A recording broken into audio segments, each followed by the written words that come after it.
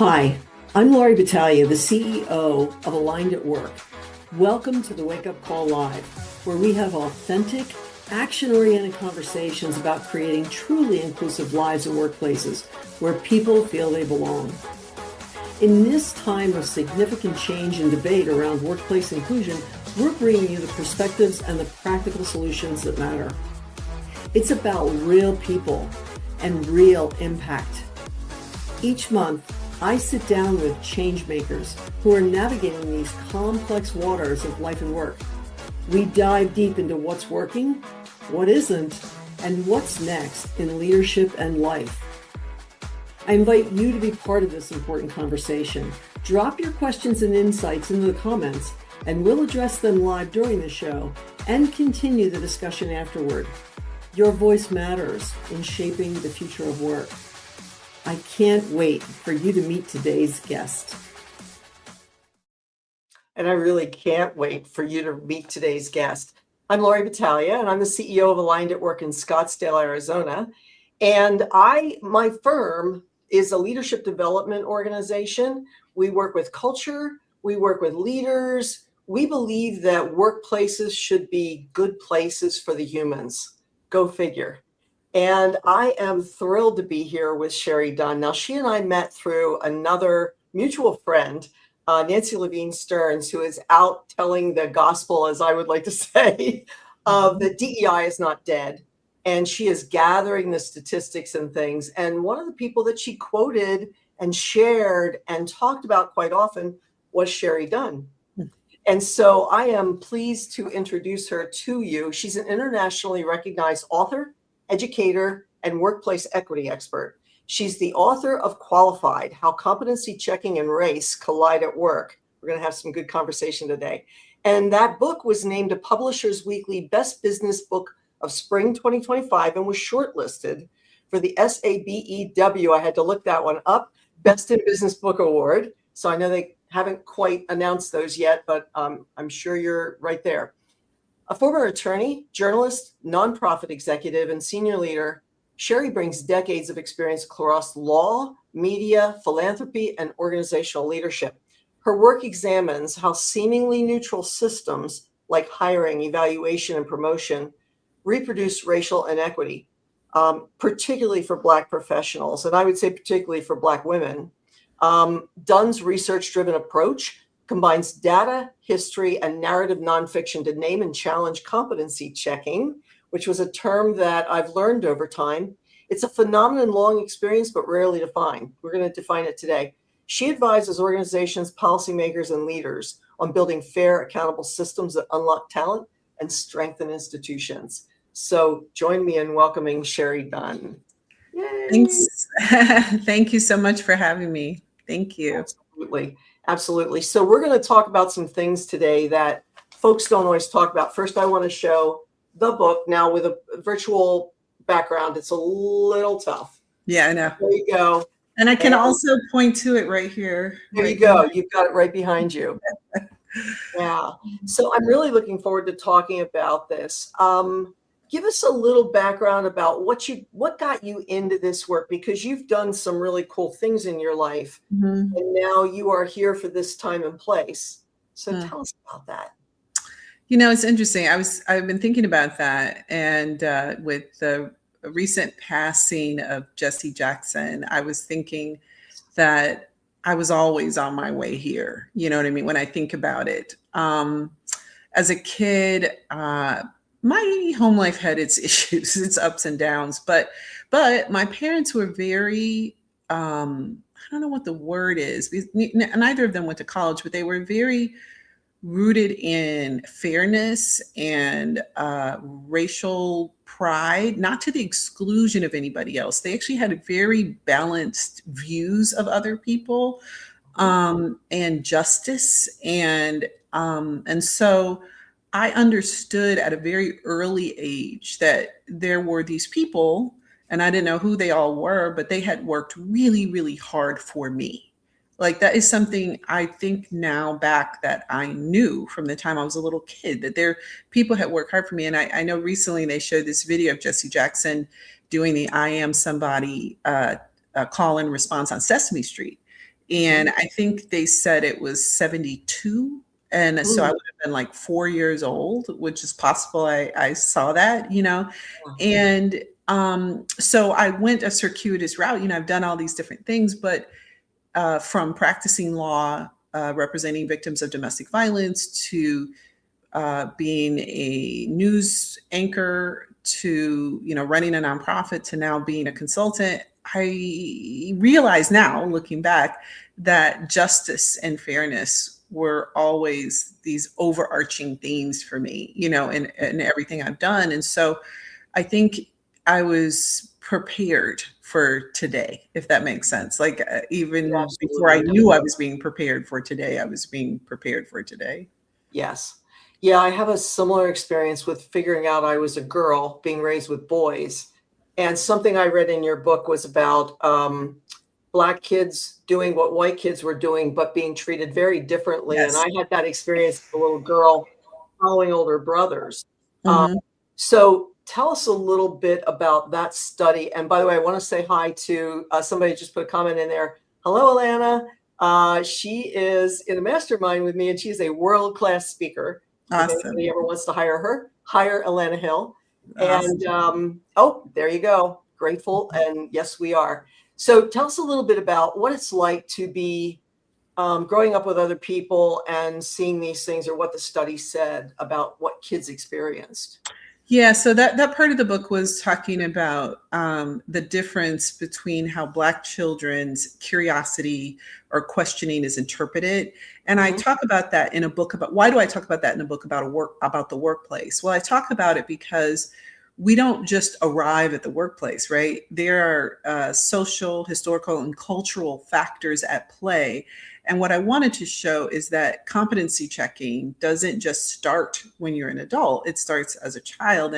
And what that piece of research was talking about is that when Black children are inquisitive or they have additional questions, they are frequently interpreted by their teachers as being challenging. Whereas if white children, and there was observation, there was literally classroom observation, do this, they're rewarded and treated as being inquisitive, which they are. And so what Black children then will do is try harder to be more engaged, and then they get more punishment. And they notice immediately, like, wait a minute, something is different. Why am I being punished for doing exactly what this other person is doing? They're getting, praised. And this starts that diversion. It's one of the ways that starts that diversion of how you are responded to and how you're treated by authority. And of course, there's a whole separate discussion about how that can lead Black children in particular into discipline, which can lead them out of school, which then lead them into, criminal issues, this whole pipeline issue that goes that way. But even if it doesn't do that, what it does is it plants the seed of doubt in the child's mind, but then a real curiousness about, wait, something is happening to me and I'm not sure what it is. But that same thing can happen in the workplace. Yes. And I think when you're in a situation like that, you just get angrier and angrier. Once you can't figure it out, and no matter what you do, it's not right. You just don't know really what to do with it when you're a little kid. And it's so frustrating. It's frustrating. And that's where historically, parenting, Black parenting, people talk about the talk, where Black parents, it's not just to talk about police. My parents never explicitly said, let me tell you about the world and how white people are going to treat you. But more specifically, they would contextualize incidents so that I could understand that it didn't have anything to do with me. It had to do with how this society views people like me, but it's not me. I am not the problem, right? So it is something that parents do try, or historically, I don't know what young parents are doing, but I think that historically parents try to account for, and I often describe it to people as trying to give a child like a little bit of a poison at a time, little bit, to get them inoculated. So by the time you're an adult, you are like, oh, that's that racism thing, as opposed to, oh, what am I doing wrong? You know what I mean? So, yeah. Right. And what's interesting is I'm a bit older than you, and I know that my World War II generation parents tended to make it more about you, the child. You're not behaving correctly. You're not doing the thing correctly. So I'm glad to hear that your parents supported you, because I think that's so important. I think Black parents called it out. I don't know if Black parents see it as supporting as much as survival. Like they have to be clear with their kids about how things work, because, and now back to policing, this could be a matter of life and death. Like it's not something you cannot tell your kid. I mean, I'm not saying people, and I do think there are some younger parents who may not have explained this to their kids, Black parents. And I actually, in doing my training, have come across some of those young people, and they are rocked by not having that inoculation. But I don't even think it was like just wanting to be nice to you. It was like, you need to understand this so that you can function in this society. Like it's just the bottom line. Yeah, that's a great thing. So your book talks about competency checking, and I promised at the start that we would identify that. So can you talk a little bit about what is that? What does that look like? And by the way, if anybody is on live, please do put comments, because we will respond to them and answer them as live as we possibly can. So yes, thanks, Alana. Yes, save their lives and minds. Yes. Okay, so let's go to competency checking. How would you define that for somebody that's never heard that term before? Yeah, so it is a piece of original scholarship, meaning it's something I came up with. And basically what was happening were a lot of things converging. First of all, I've lived life as a Black person, as a Black woman. And I've had people ask me just the most bizarre things, about, I have a law degree, an undergraduate degree. I have done practice law, I've done a lot of things. And it's not like an arrogance, but it's like some things that people would ask me, I'm like, what are you, what? Like, it just was not making sense, right? Yeah. And I would notice that people wanted to verify me. Like, how do you know that? How well do you know that? Who told you that? And I'm like, I'm a grown up with 2 degrees. What are you asking me? And so then as a consultant, in talking to people across industries, and primarily Black people, but also other people of color, I was hearing the same thing, that they were being questioned. They were getting similar reviews, negative reviews, like word for word. Similar things are happening. I'm like, okay, so we know about bias and we know about this, we know about that, but what is the mechanism? What does the mechanism look like? And so basically I called it competency checking. The ways in which Black folks primarily, but also other people of color and women, have to prove their competency, their knowledge, skills, and ability at a higher, harder standard to get a job, keep a job, or advance in a job. And it is perpetual. It happens continuously. I tell people it's like Groundhog's Day. It's like every day you start back from zero. No matter how you're interacting with someone, no matter how much they know you, it's like, now, how do you know that again? It's like, I literally was just here yesterday. I'm super confused, And so I thought, okay, this needs to be named, and it needs to be enumerated. And there are 3 primary ways competency checking shows up. First is the assumption of intellectual inferiority. So that shows up like, again, how do you know that? Who told you that? And then there's a challenge of Black authority. Why are you in charge? Who put you in charge? Should she be in charge? I don't like how you're talking to me. And then there's the rejection of Black leadership in spaces, which I talk about like an autoimmune level rejection. And I tell people, think of an organ transplant. Like somebody gets a heart transplant, the body tries to reject it, right? And you have to take anti-rejection medication your whole life. That is the same, like when Black people enter leadership, it's like the body of the organization tries to push this thing out, that it is foreign, and it kind of swarms it. And what I tell people is that affirmative action and competency checking are basically anti-rejection medication, if you think of it like that. Because otherwise, the body of the workplace seems to not want to take that Black leadership, and then proceeds to kind of attack it from every angle, because it's really uncomfortable. We're not used to historically seeing this type of person in leadership. And Alana puts about giving it a name. I think one of the things that's happened to me is I know something's off. I know something's wrong, but I can't name what it is. Mm-hmm. And it started to happen to me a while ago where somebody finally put a name to, it was a younger woman, and she named what I had experienced my whole life. And I was like, oh my God. So I think it is important that we start naming things and giving them terminology that people can kind of grab onto, and Yes. then understand what it is. Understand what it is. The number one comment I get from people, especially Black people, about this is that, oh my God, I thought I was going crazy. Yes. And wow, I now don't feel so alone, or I don't feel so, and which is really sad to me, because I'm looking at it from this view. But the fact that there are people out there who think they're going crazy, or that they're alone, or that, it makes me sad. But the fact that people feel better, to your point, sometimes just even naming and enumerating what is happening can make a person feel better and give them a better sense of confidence, Yes, absolutely. So let's talk meritocracy for a little bit and how fair it is, shall we? Yeah, sure.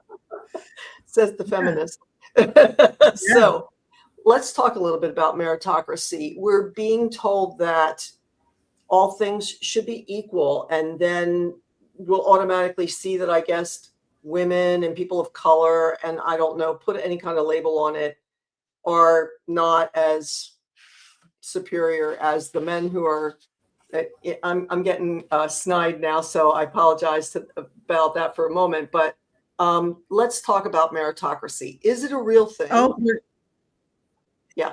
Yeah, we had a little bit of an interruption. I don't know if I was the only person who saw it, but we had a little bit of an interruption. But yes, the meritocracy discussion is an important one, because it is a red herring, is what I will say about that. The United States has never been a meritocracy. Like, nobody can point to when we were a meritocracy.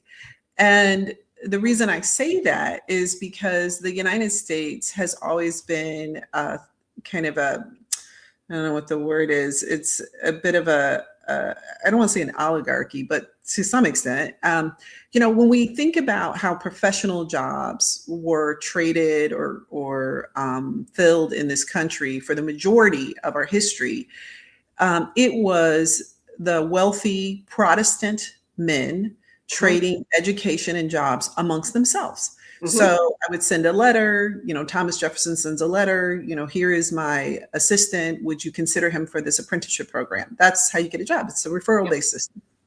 It was not a merit-based system.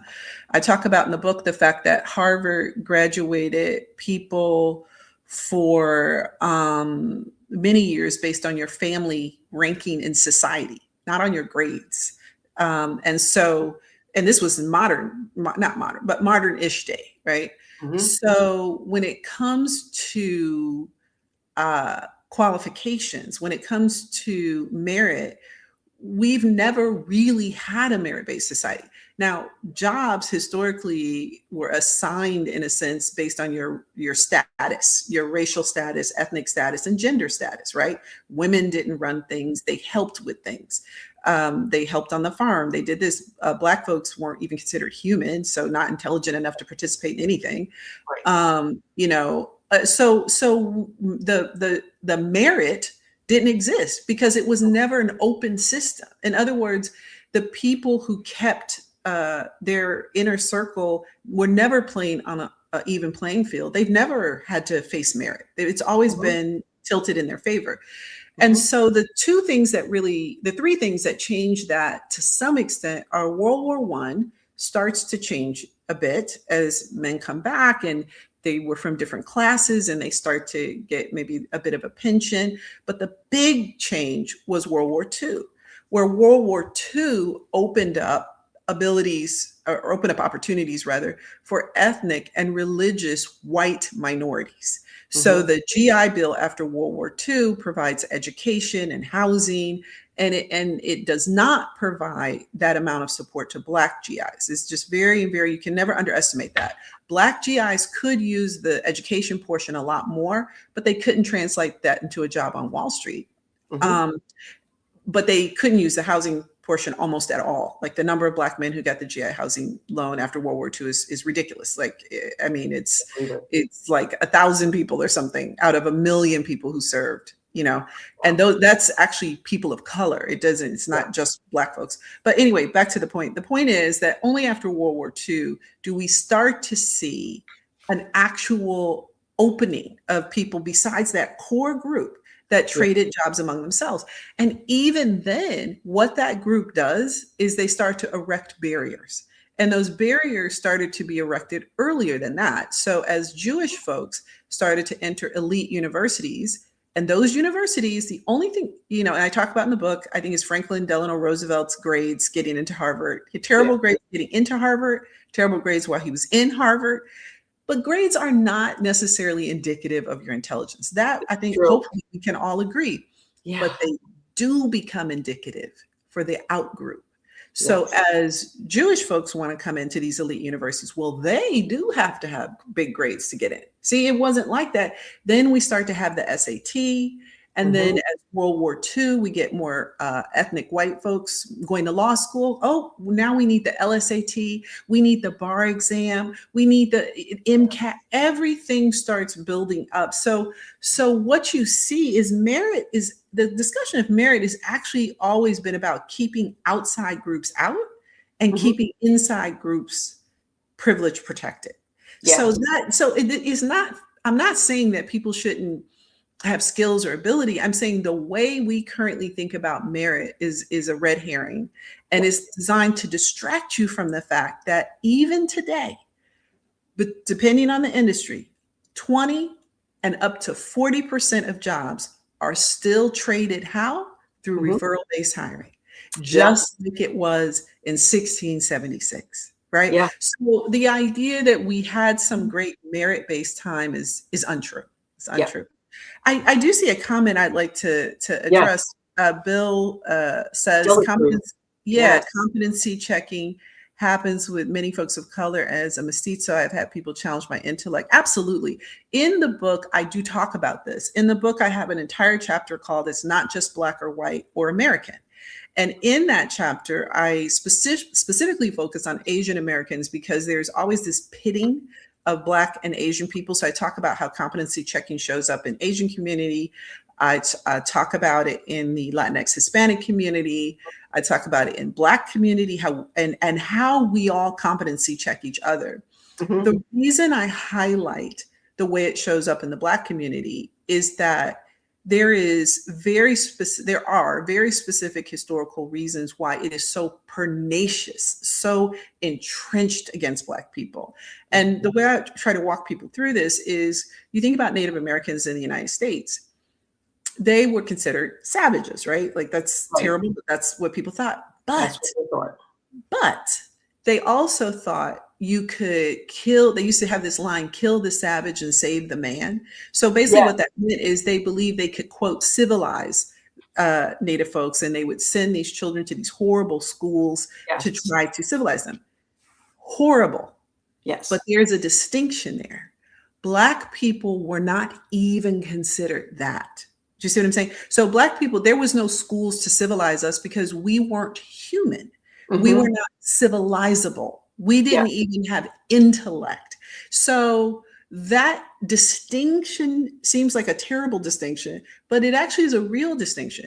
And when we look at the ways that competency checking shows up with Asian Americans, let's say, it is pernicious, but it is complicated because you're looking at East Asian, Southeast Asian, South Asian. You're looking at different ways it shows up. But Asian Americans have the model minority stereotype, which works against them. But in some ways, people would say, well, it's a positive stereotype around intelligence and compliance. Yeah. Again, African Americans don't have that. The way we have been stereotyped in this country is absent any intellectual ability or value. And so the reason what I tell people is if we can address competency checking for African Americans, it's going to help everybody. Because it will require us to fundamentally rechange systems, which everyone who interacts with those systems is going to be better off.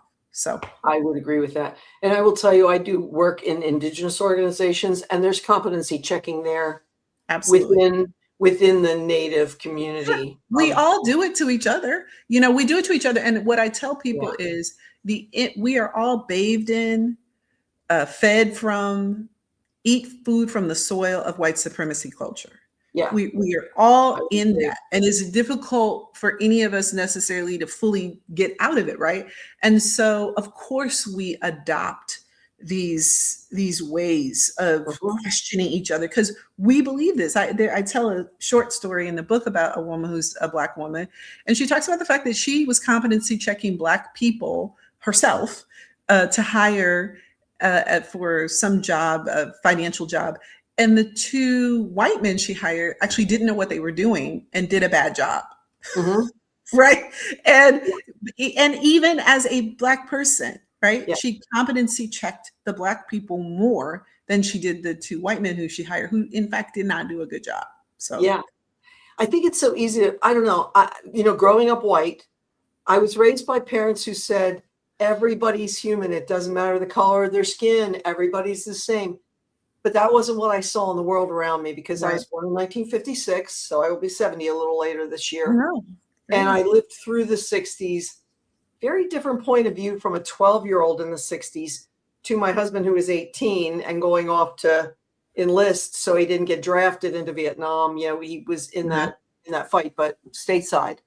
And a very different point of view. For him, it's peace, love, and happiness. For me, it's race wars.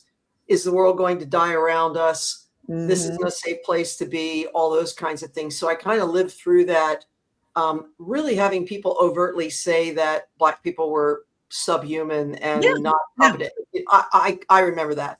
I think if people are honest, and I don't think a lot of people like to be honest, but I think if people are honest, they have heard that about Black people. And, yeah. It's just it's just horrible. Yeah. So, and I want to comment. Bill said he had been competency checked by other people of color, so verifying that, and the rising tide will lift all boats. Yes. So let's see here. So I think we kind of answered that. I'm looking at this long list of questions I have that I want to make sure that we hit things on. So how would you respond to leaders who say we hire for culture fit? I hear this a lot.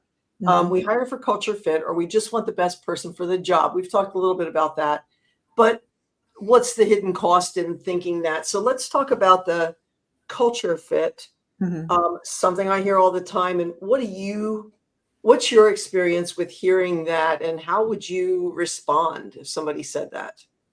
Yeah, I mean, I think part of the problem is people are unaware that they are perpetuating a exclusive culture. Like they think they have an inclusive culture because they have people with red hair or people with blue eyes and brown eyes, but that's really not. And when I was talking about the referral problem, so referral-based hiring today, not today, is a big engine of this culture fit problem.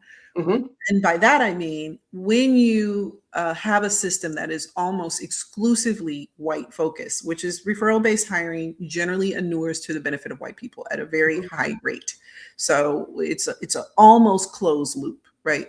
And what that means is you are consistently replicating the people in the space. So your culture never has a chance to adapt or change. So you don't even know what the culture could be. But if the fit, and so in saying that, basically what you're saying is we want to continue to have a white dominant culture, and that is the culture we are promoting. And you may not be thinking that explicitly, but everything you do is designed to do that, right? Yeah. Cultures change, workplace cultures change over time. I mean, it's not the 50s anymore. People aren't smoking at work. True. That kind of thing. I mean, workplace cultures change. We think differently. Men have parental leave now, and workplace culture changes. And all of those changes have happened because of the workplace acknowledging the new people inside it, women, the new men who want to be present in their children's life. That's the change. So the same kind of changes would have happened if we had more racial diversity in the workplace. But there has been an effort consciously or unconsciously, that prevents that type of cultural change, right? So when it comes to that type of cultural change, well, we want you to fit into our culture rather than we want our culture to grow and adapt to include the people who are in it. And so that's the problem. So we're replicating the culture through referral-based hiring, which is, like I said, depending on the industry, can be significant. And we make it much harder for people from outside of that loop to get in because they have to come in through the more formal front door, I call it, the more formal interview, AI, all that stuff. They got to dodge to get in there. And then they're the one person who trickled through all these blockages to get in there. And then you say, oh, okay, great. So we need a better culture fit. I mean, that's just crazy. And so culture fit really is a way of protecting and promoting a dominant cultural perspective in the workplace. And I think it's to the detriment of businesses and companies, because that means you don't have enough diversity of views, and you don't have enough people who have different perspectives, who see things differently. You know, people whose English is not their first language. There is a lot of research showing that it activates different portions of your brain when you have to translate, which means your brain is more adept at looking at things from multiple angles.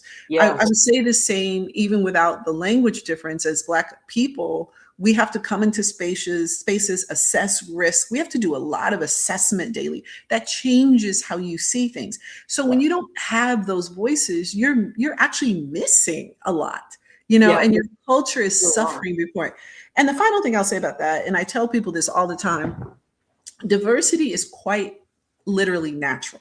And by that, I mean, we would be dead on this planet without biodiversity, right? We'd be dead. Like there's no, you can't live without it. Our bodies would not work without genetic diversity. The diversity, you know, there's this genetic purity. Well, we know about genetic purity. We know this from royal families, that breeding doesn't lead to healthiness.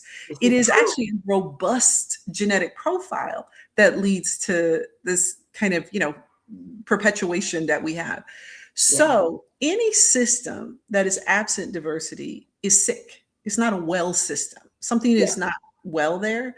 So when we say we want a culture fit that perpetuates this space that looks exactly the same, what we're saying is we want to keep being ill. We want to, you know, we are not injecting healthiness into the system, right? So that's like a literal way I try to explain it to people. That's a really good way of doing it. I had a friend that's a CHRO that said at one point she wanted culture add. And I was like, okay, that I like that better than culture fit, because culture fit is so narrow and everything you said. And then the other one I hear a lot is diversity of thought. Well, we're looking for diversity of thought. And I'm like, I've noticed that your leadership team is all white. So it's all diversity of thought. I'm just wondering how you get, but your customer base likely is not.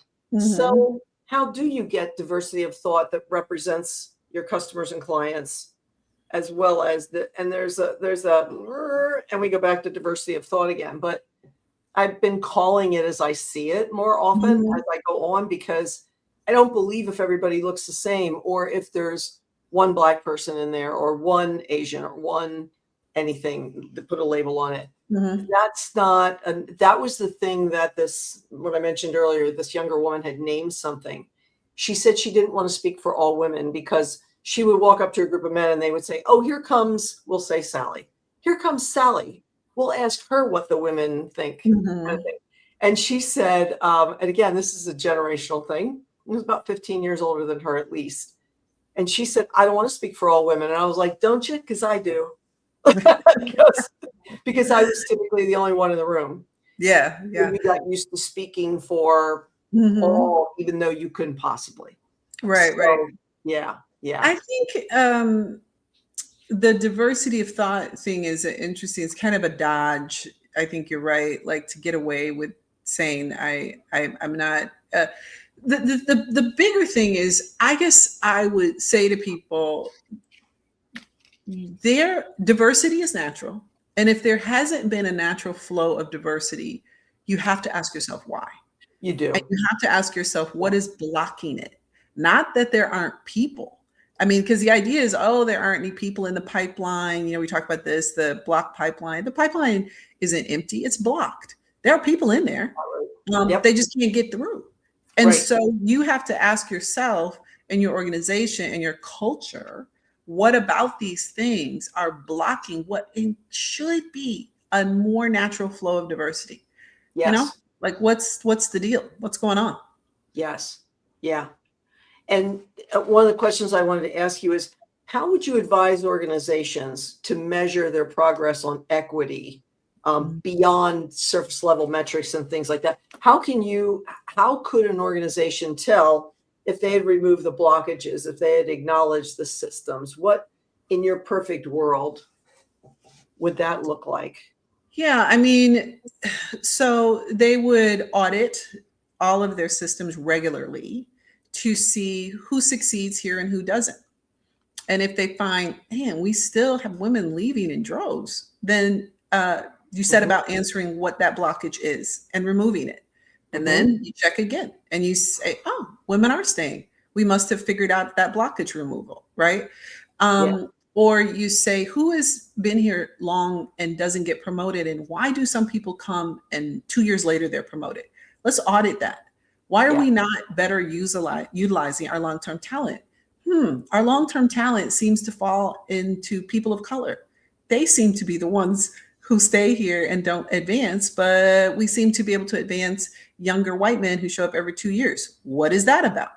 Right. Let's audit that. Is it because of degree? Oh no, Shari has an MBA and he has an MBA. What's the difference?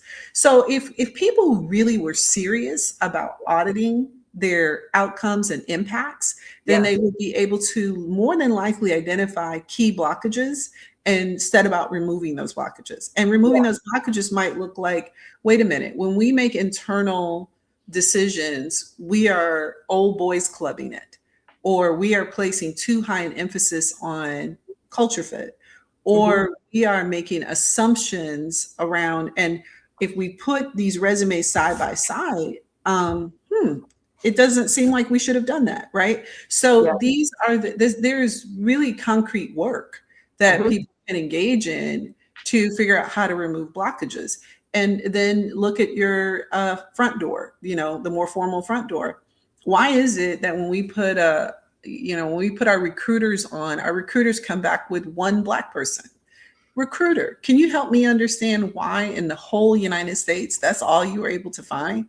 Right. Oh, because recruiters tend to be very conservative and very fearful. And so you literally have to say to the recruiter, no, you find me people with equal or comparable skills, and I want them to come through, right? So that I can see them, right?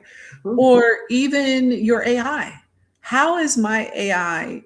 I'll give you a perfect example. So Black people, and I talk about this because there's data on this, Black people tend to be underemployed, meaning they have equal to or exceeding the degree or experience of their white counterparts. And yet they end up in positions that are not commensurate with that. So they're in a job as a manager when really their skills would say director.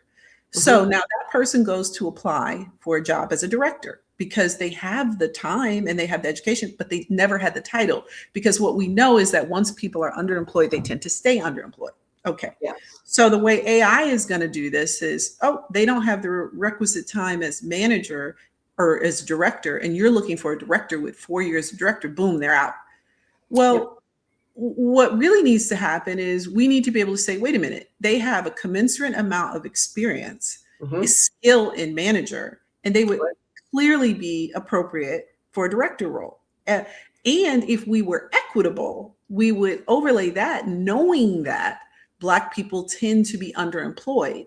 So we got to open up this aperture so we get more candidates who could potentially fill this role. That is the work that can start to prime the pump, and you would see a lot more diversity flow through, right? And I think that's one of the issues that in the news today, if we look at the news today, white men are saying, well, that's not fair because they only have 2 years and this person had 4 years. And if you look at the systems and you call it out, it's exactly what you said. It's that underemployment that goes along. Some of the most highly educated people I have run into in my lifetime are the Black women PhDs. So many. And yet we're still not seeing that play out in the numbers. And what really frosts me is people like Charlie Scharf, who runs Wells Fargo, saying at one point a few years back, well, there's nobody in the pipeline. I don't know where they are, which then I watched Black female leaders, one after the other, leave his organization. Well, and Charles Scharf, who got his first job because of family connection, right? He knew his relative knew Jamie Dimon, right? So there is no accounting for that, right? So there is no universe in which I'm going to know a relative who knows Jamie Dimon, and I'm going to come out of Johns Hopkins as an undergrad and get a job there, right? So he totally discounts that as this factor and assumes there's some sort of level playing field. But even people who say that, I would say that what folks have found, because this happened at Northwestern Mutual, I think it was the government, or maybe it was the outside group helping a guy sue a white gentleman saying that he was discriminated against. And what they found was when you put the resume side by side, he didn't have near the amount of experience. So even that, you're not actually showing. First of all, a job is not like college, okay? You don't get on the dean's list just because you have a 3.9. Right. Jobs don't hire like that. Jobs hire, as we just discussed, for a variety of reasons. Fit and they've always done that. So hiring somebody who, let's say I'm looking for a director, this person was never a director and this person was, they automatically get the job. That's not how people hire. Nobody's ever hired like that. This person is a manager, but they have director level experience and have a degree in education. What I have found more often is that white people tend to get the benefit of the doubt for those jobs, but Black and other people of color do not. So I tell the story in the book.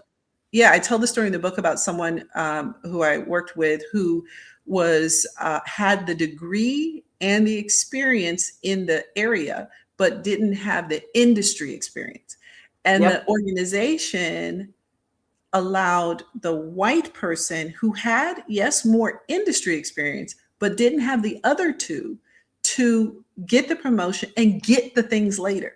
Do you see what I'm saying? So these things are happening all the time, but they're generally happening to the benefit of white people, and not because the problem is when Black people specifically show up, they have to tick every box at the highest level. Agreed. Just to get the entry level position.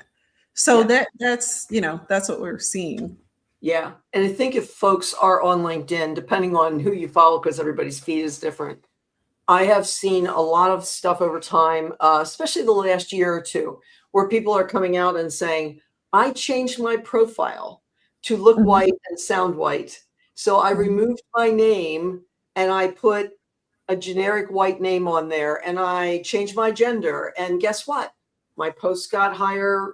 I kept my experience identically to what it really is. And they have proved over and over again. And I have a friend that's a Black male that has just changed his picture and it still has the name that can pass for white, if there is such a thing. And he told me, you can't believe how often that happens. And I had no idea. This was a while ago. I had no idea that was a thing.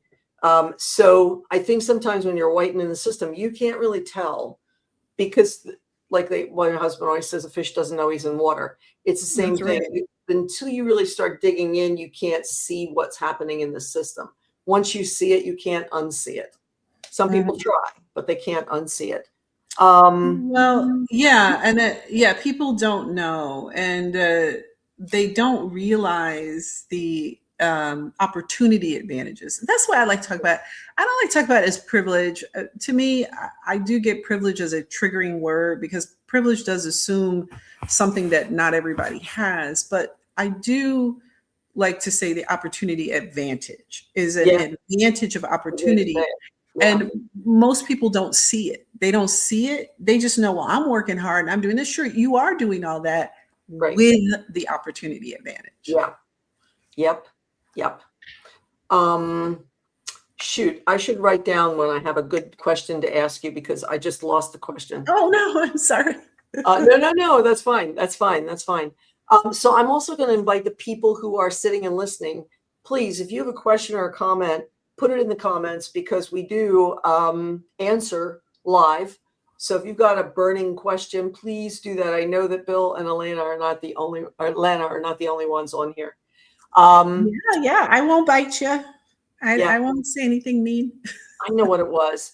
So when I first encountered you by way of Nancy, it was that you were writing about, this was back at the beginning of last year, about how 300,000 Black women were out of work. Where does that stand now? And More. Yeah, I know it's like a humongous number.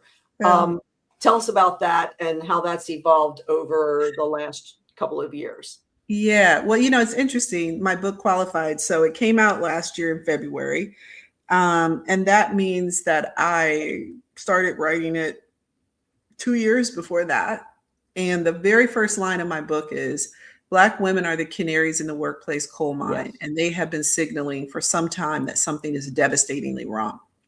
So that is the first line of my book, and I wrote that now 3 years ago. And the reason I wrote that is because the numbers were already starting to leak. There was already starting to be a shifting. Black women, as you say, you're talking about PhDs. I mean, one thing Black women are going to do is get a PhD. They're going to get a degree.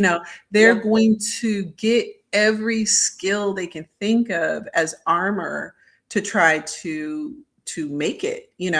And it still wasn't enough. Yes. It was not leading to, it was not leading to executive roles. It was not leading to respect. And if anything, it was leading to more hostility. What Black women would find is that having more education made them, people say, oh, well, you have too much experience for this job. Oh, you could have my job, so it's a no-win. You don't know enough.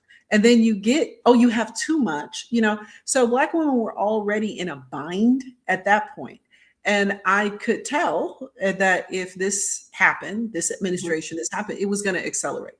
So I was not surprised by that number, because Black women are a bit of the tip of the spear when it comes to workplace changes, right? When things go bad, we are the canary in the coal mine. We signal when things are going bad, and they will eventually reach other people. But we deal with it in epic amounts, right? So the rejection of Black leadership, that competency checking thing I was talking about, was happening to Black women at an alarming rate. Systems just could not conceptualize. And the nitpicking, higher standards, shifting, requirements of perfection, can't make a mistake. I mean, it was just, it was ridiculous, even before this administration. So what we saw with this administration is just an acceleration. Now, a lot of people say, well, some of that has to do with federal jobs being cut with DOGE. That's true. Government and federal jobs were the way Black people in general were able to advance themselves, because private industry has historically been way more hostile to Black people. So they were able to do that, but it's bigger than that. By way of example, during COVID, what we found was that Asian Americans who historically have very low unemployment rate. And again, when I say this, I always say, when you disaggregate the data, dig down to Laotian, Hmong, Bhutanese, you do see different data. So I just want to be careful with that, because when we say Asian, we tend to skew it. The numbers are skewed with Chinese, Japanese, and then the inclusion of, Pakistani, India, those kind of folks. So it kind of skews it. So I don't want to disregard the fact that when you dig into the Asian data, you actually see other numbers. But the overall Asian unemployment rate was historically around 2-3%. So pretty well. During COVID, when Trump was president the first time, the explicit anti-Asian sentiment shot the Asian unemployment rate up to 8%. which Wow. was very high. Mhm. So I see a parallel today. The explicit anti-DEI rhetoric has shot Black unemployment overall up to about 8%. Hmm.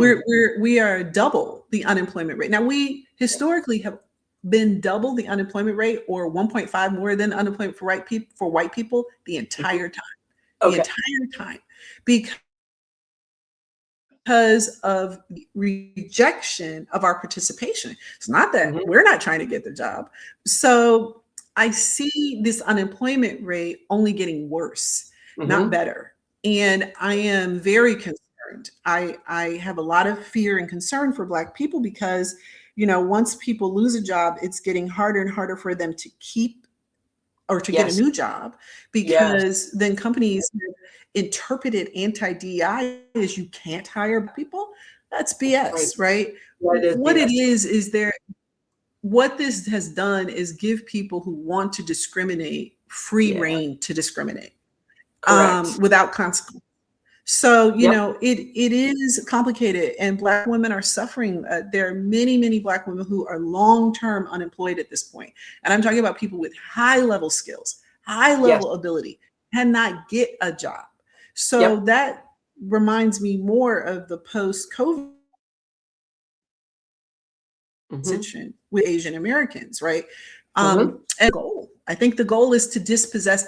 And as I say, this is the spirit, and it's coming for women, it's coming for white women, and it's coming for other people. Just because we are the tip of the spear doesn't mean it isn't going to reach Yes. other people, because there Right. seems to be a shameless promotion of a restoration of white supremacy in this country that Yeah. prioritizes that old way. I just started when we started this conversation, the Yep. 1600.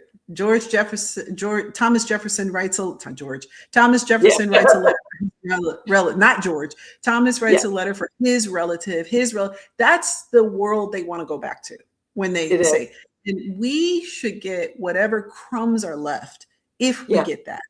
So, Right. Right. Absolutely. Alana has a question. Are you seeing particular industries with bigger blockages?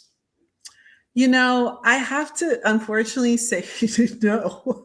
I think, and this was the thing with the book, like I talked to people in the arts. I interviewed people in banking. I interviewed people in government. I interviewed people, wow, for profit, and they all had the same problems. I talked to somebody in the arts here who talked about this, and she was saying that she ran the Oregon Shakespeare Festival. She was a decade older than the majority of people who ran a theatrical organization like that. And at that time, there were only two Black women. I believe they were two of the first Black women.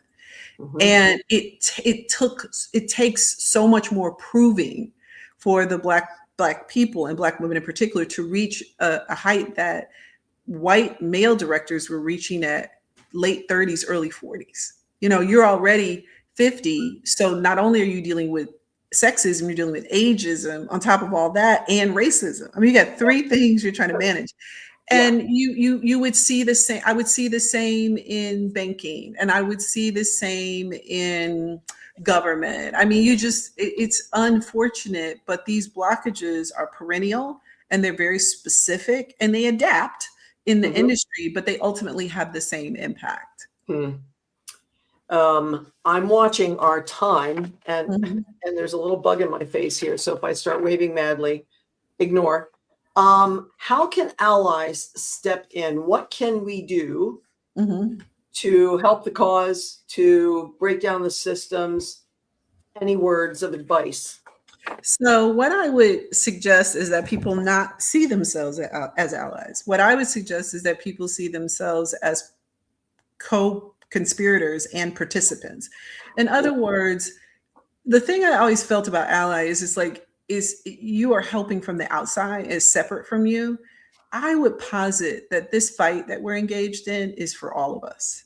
I mean, Yes. if this Yeah. experiment in democracy goes down, we are all messed up.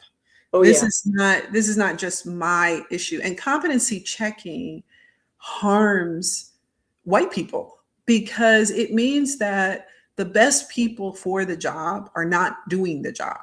It Right. means the best ideas are not happening. And I was talking to a group once. I said, imagine how many industries don't exist because of the effort that has gone into keeping Black people from succeeding. Right. Imagine how many jobs you could have had.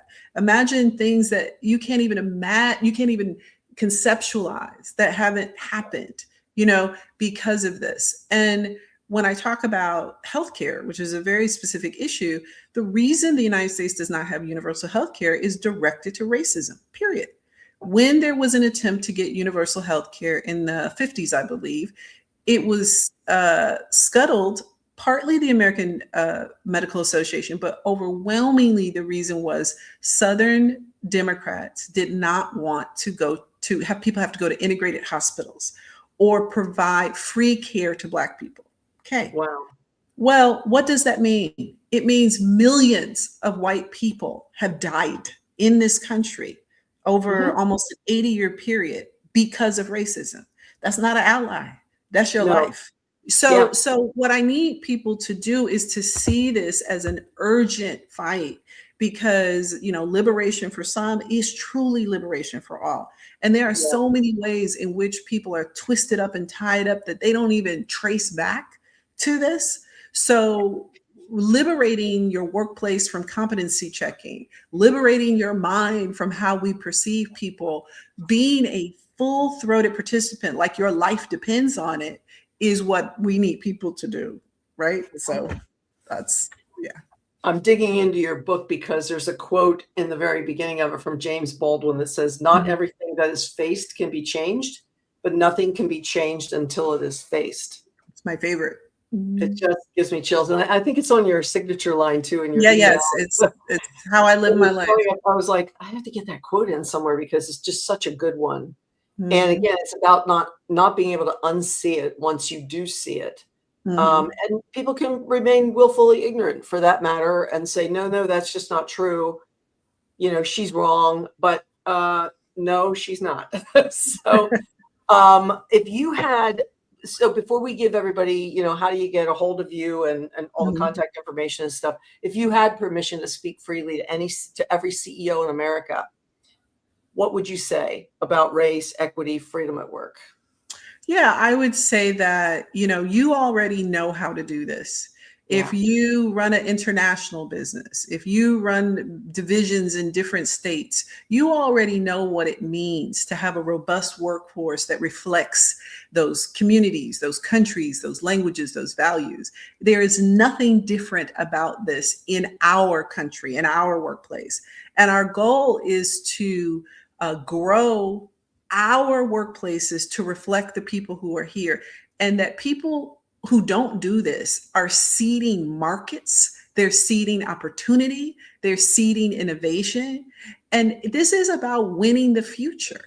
And this is opening and expanding opportunity for everyone.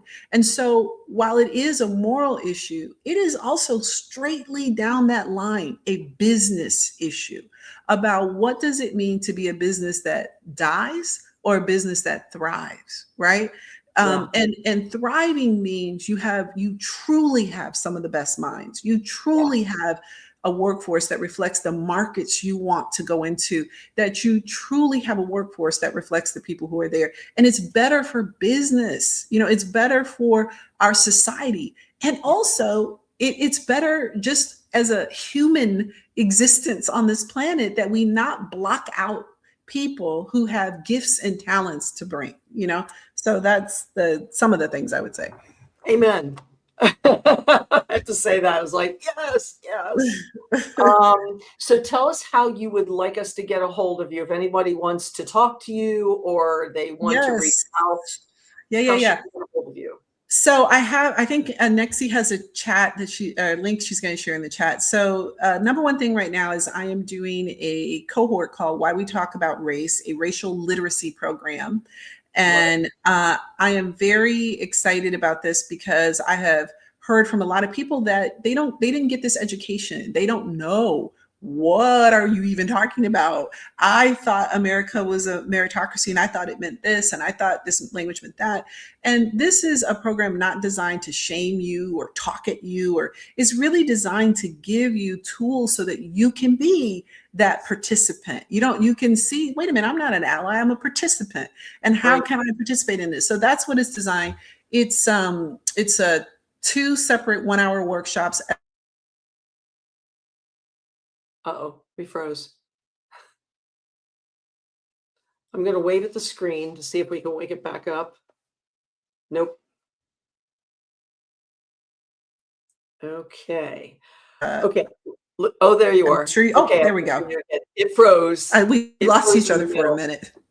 Yeah. Or for a second. Yeah. So we'll see if, we lost each other for a second. So we need at least 50 people to register to pencil it out. So if you know community groups, book clubs, friends, anybody who wants to participate, have them sign up. And then you can also find me on thesharidunn.com. That is my overall website. It's thesharidunn.com. And that's where you can find my book, my consulting, my talking, all that stuff. Okay. And I think we had a buy now link before, and everything that's in the on screen will be put in the comments by Nixie, who is masquerading as me right now. Yeah. Is there anything else that you want to talk about or mention that we forgot to say up to this point? No, I mean, I thank you for having me, and hopefully people get something out of this. And I guess I would add this. I think this is key to our democracy, actually. I think our ability to see each other as human beings and understand that there are blockages, and that if we remove those blockages, there'll be a natural flow of joy and opportunity, of good and bad, of all the things. It can only help us. It is not going to hurt us. Yes. Yes. I can't say it enough. And I want to thank you for being here. I was just so honored that you said yes. And thanks to Nancy for introducing me to you just by her work and the things that she's doing. Pretty By awesome. the way, we'll put Nancy Levine Stearns' website in the comments as well at packadvise.org. Yes, she's amazing. Nancy is a reporter who is working her beat, and she's doing a great job at it. She was ready to retire, she told me, and she was like, nope. And I think a lot of us feel like I was built for a time like this. That's right. Or we've just sort of stumbled into it and went like, I guess I was built for a time like this. So definitely, folks, step forward, say the thing that is not being said, write the thing that's not being written. Follow Shari on Substack because she's putting out things all the time. I have one last question for you. How do you stay grounded in times like these? Because I see you reacting to everything that comes by. And I find that I get very mentally drained and I have to pull back and rest and then come back again for the fight. How about you? Yeah, no, I get pretty tired. I mean, as somebody who saw this coming in the first administration, it is hard. It's hard to see what you feared come to pass, what I knew was going to happen. I mean, it is something. But, I was thinking about this. I have a picture to my left here up above me of my great great great grandparents who were both enslaved people. And, it always grounds me. I'm like, ooh, this ain't nothing. You know what I mean? Like, so it reminds me that I can go a little further, go a little longer, that, at the end of the day, I'm in a comfortable home. I can rest. I have friends. But it requires of me to sacrifice something. And sacrifice is part of it. And I can never know the amount of sacrifice they went through. So I'm all right. Okay, good. Okay. Catch yourself from burnout. That's my thing, because the body always knows. And sooner or later, it's like, you need rest. Yes. I rest. I move at my own pace. That's a good thing. Well, again, Shari, thank you so much. I appreciate it. And folks, I hope you've enjoyed this, whether you're watching it on rerun or watch it live. And thanks to the audience for being here with us today as well. Okay. Thank you. Bye-bye.